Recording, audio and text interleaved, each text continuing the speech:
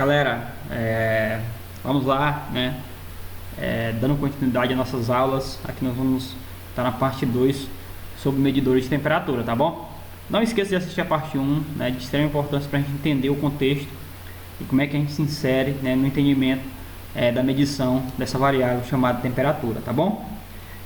Aqui a gente inicia, né, com os termômetros de vidro, tá? Termômetro de vidro é um dos mais simples, tá bom? Aqui nós temos o exemplo, ele é um bulbo, né? Uma câmera, na verdade, né? Que aqui fica o local onde fica contato com o material que você queira medir, né? E você, quando a temperatura aumenta, né? Ele vai aumentando aqui ele dilata, na verdade, né? Ele dilata e você vai conseguindo entender a temperatura aqui, né? Nessa escala graduada que fica aqui. Então é bem simples sua construção, né? Este termômetro consta no bulbo de vidro ligado a um bulbo capilar, também de vidro, de seção uniforme, fechando a parte superior. O bulbo da parte capilar são preenchidos por um líquido, sendo que na parte superior capilar existe uma câmara de expansão para proteger o termômetro no caso de exceder essa temperatura máxima. Então a gente vai entender um pouquinho essa temperatura máxima, né? Então esse líquido ele é padronizado, não é qualquer líquido, então depende da temperatura que vai trabalhar, né? Esses líquidos desse termômetro de vidro é o mercúrio, o álcool etílico e o tolueno, tá? Então se você vai trabalhar com temperatura de menos 38 a 550 graus Celsius, o mercúrio, de menos 100 graus Celsius a 70, o álcool etílico, e o tolueno de menos 80 a 100 graus Celsius, né? Para casos do mercúrio cuja faixa normal é de menos 38 a 350, pode-se elevar esse limite até 550 graus Celsius, né? Mediante emprego de vidro adequado para a injeção de um gás inerte sob pressão. Por isso faz com que se evite a vaporização do mercúrio, tá bom? Então é o tipo mais simples, é aquele que a gente encontra na culinária também. O princípio de funcionamento é esse, tá? Aquele que a gente encontra nas paredes das casas, né? Onde ele varia a temperatura. Então hoje sem ser eletrônico, é claro, né?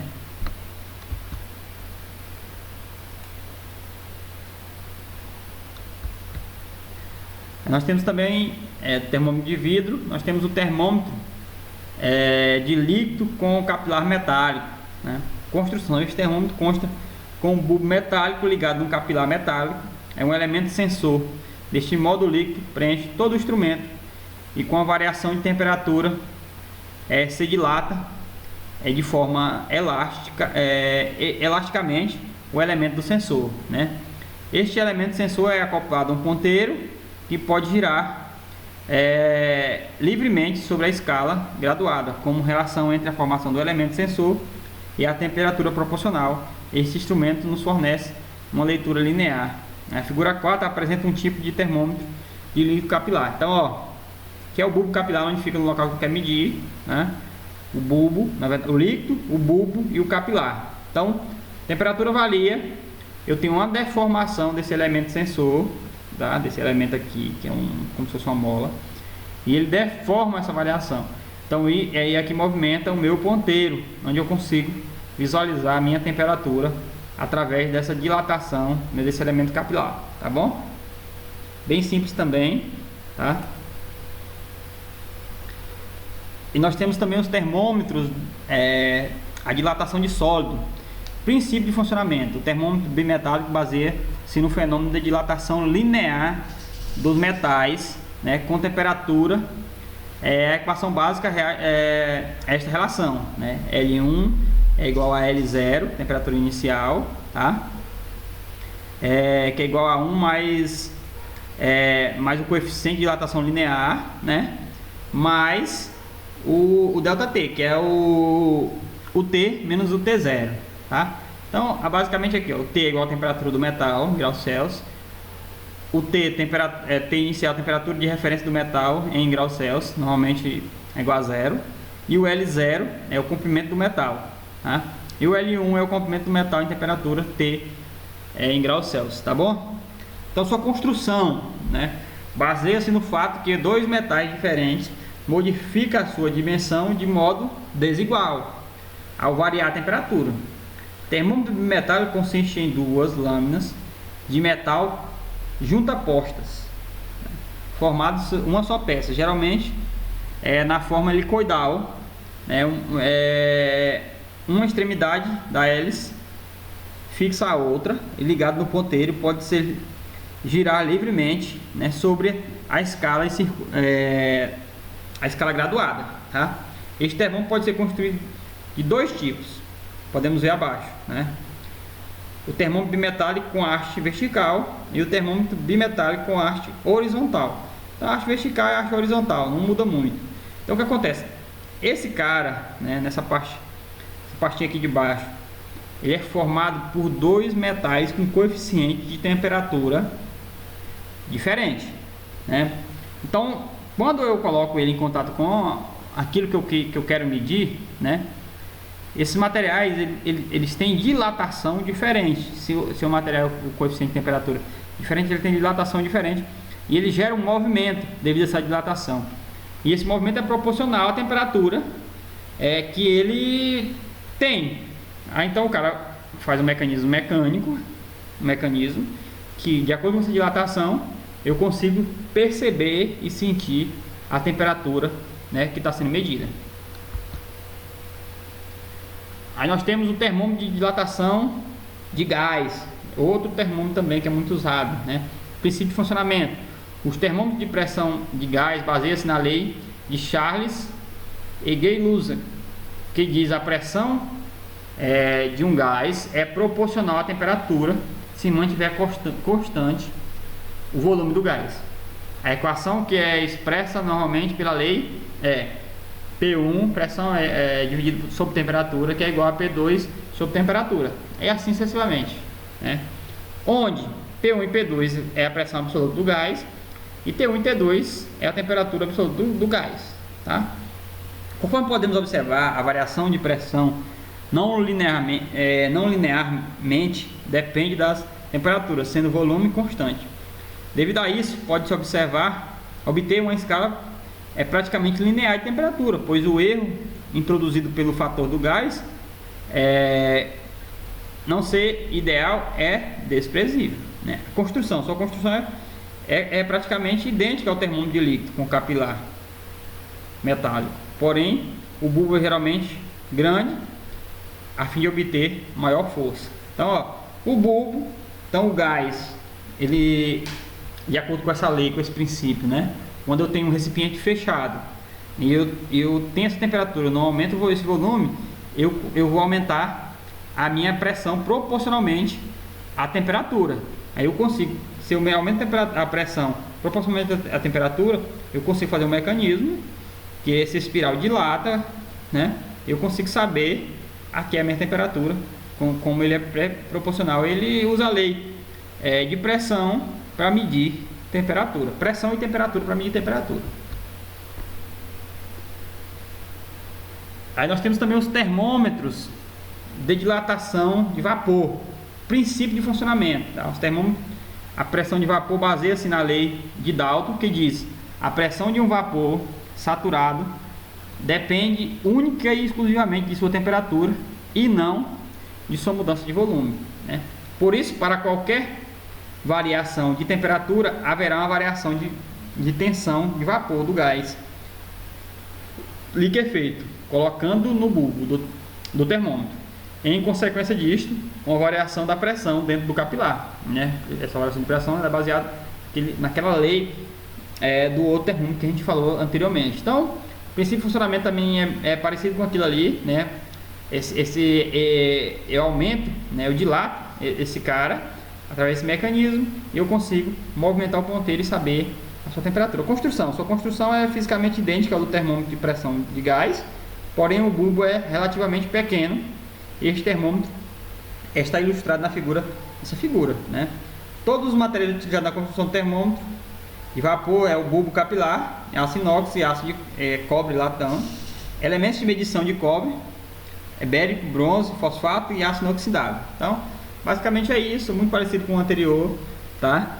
Mas eu dilato, gera uma pressão aqui dentro e eu consigo realmente medir essa temperatura, que é proporcional a temperatura, essa dilatação e pressão. Aí nós temos os elementos, a termorresistência, né, ou bulbo de resistência, né?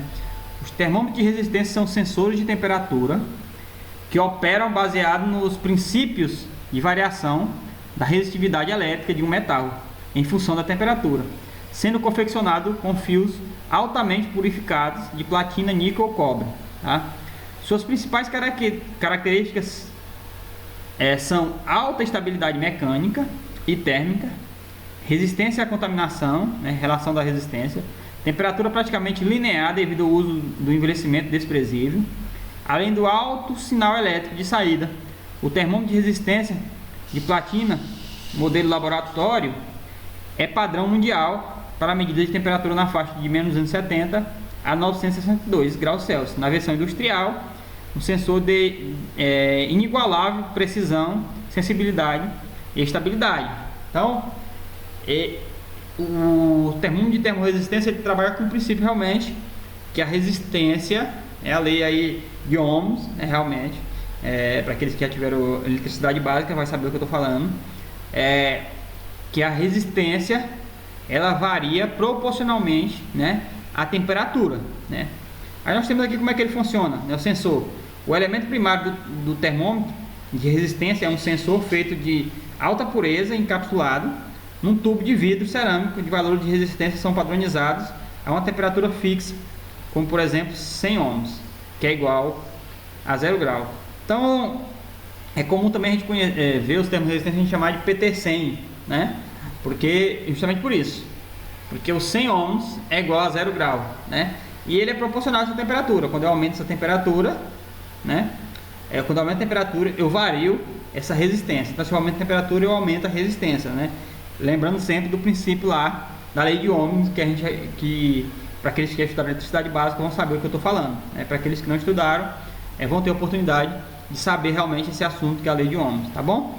Muito simples a construção, o material fio de platina, revestimento e o núcleo de vidro, né? É que os fios, aí de acordo com essa resistência elétrica, eu consigo saber a temperatura que eu quero medir. Aí nós temos os termômetros par termoelétrico ou termopar, tá? Esse é um dos mais usados, talvez, né? Na indústria, né? É o que eu jamais trabalhei, mas eles trabalham, a medição de temperatura também pode ser feita pela obtenção de uma força eletromotriz gerada quando dois metais de natureza diferente têm suas extremidades unidas e submetidas a temperaturas distintas. Isso ocorre devido aos metais distintos possuírem densidades de elétrons livres específicos. Quando unidos em sua extremidade, provoca a migração desses elétrons de um lado maior de densidade para o menor de densidade, ocasionando-se uma diferença de potencial entre os fios.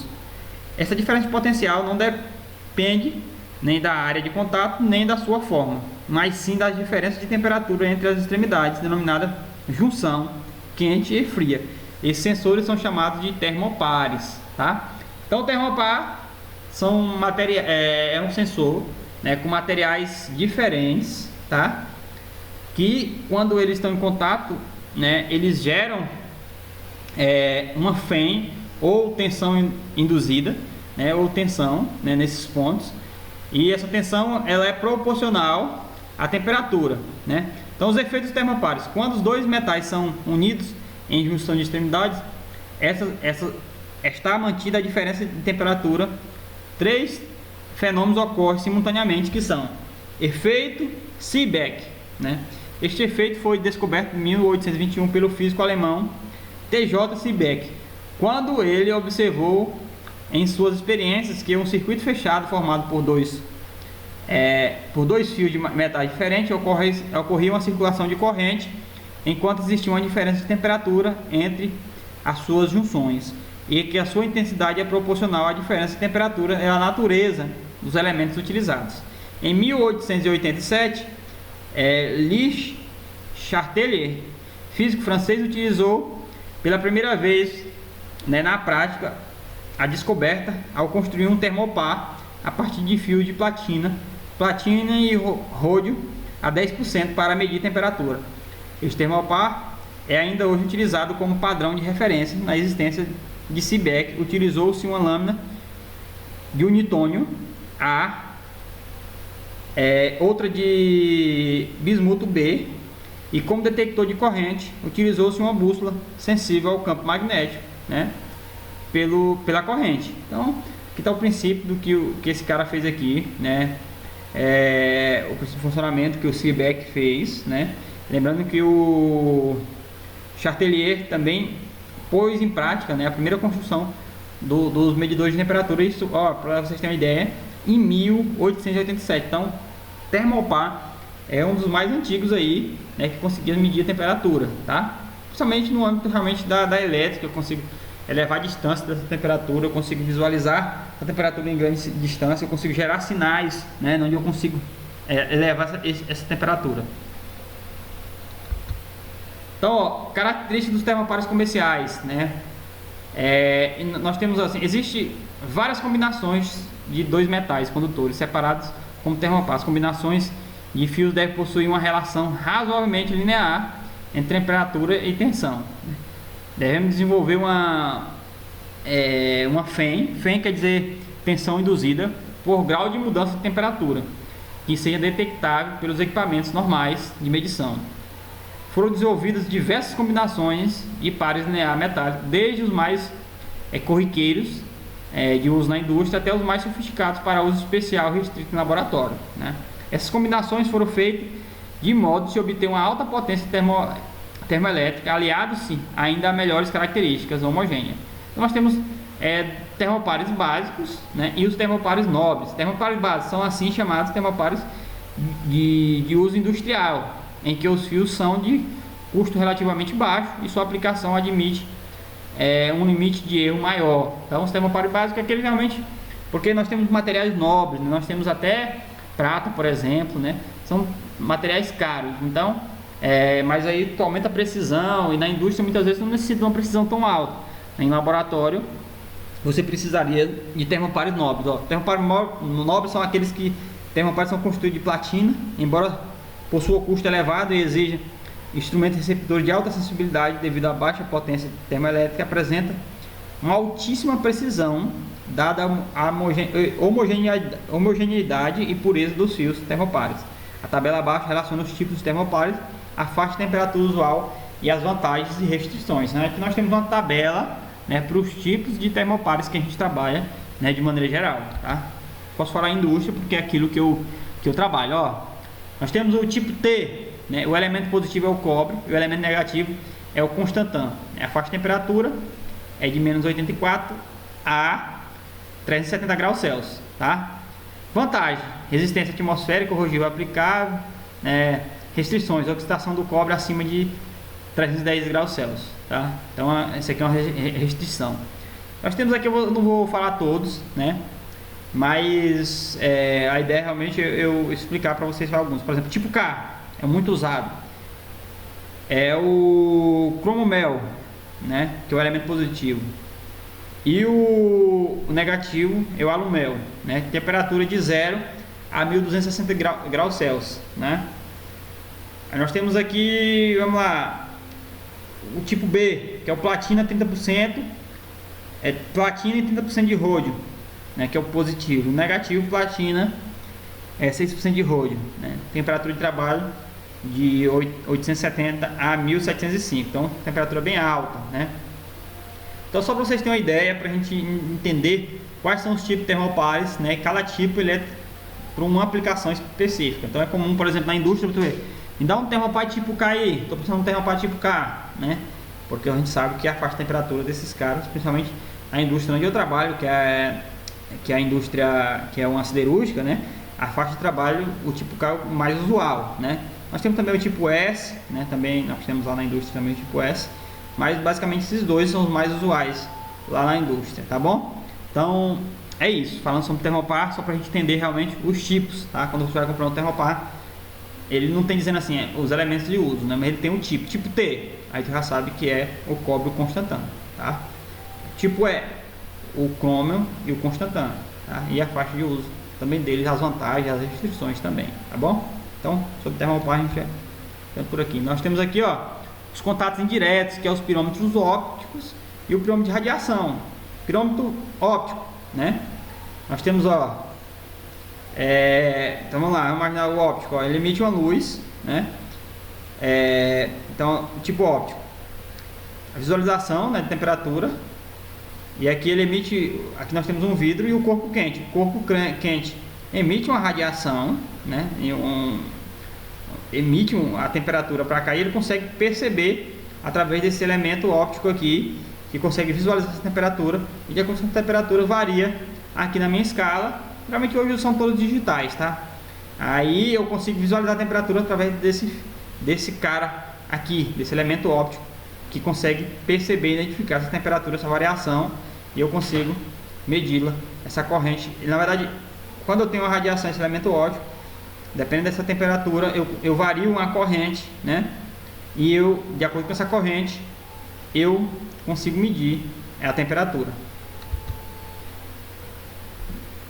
Trabalho por comparação de cor operado dos medidores, faz comparação entre a cor de um filamento aquecido, né? Rubro, cor, objeto, medição da cor do filamento e a medição pela corrente elétrica que circula pelo mesmo. Aqui nós temos uma explicação, basicamente, que a ideia realmente é a corrente elétrica que varia de acordo com a temperatura. E nós temos o pirômetro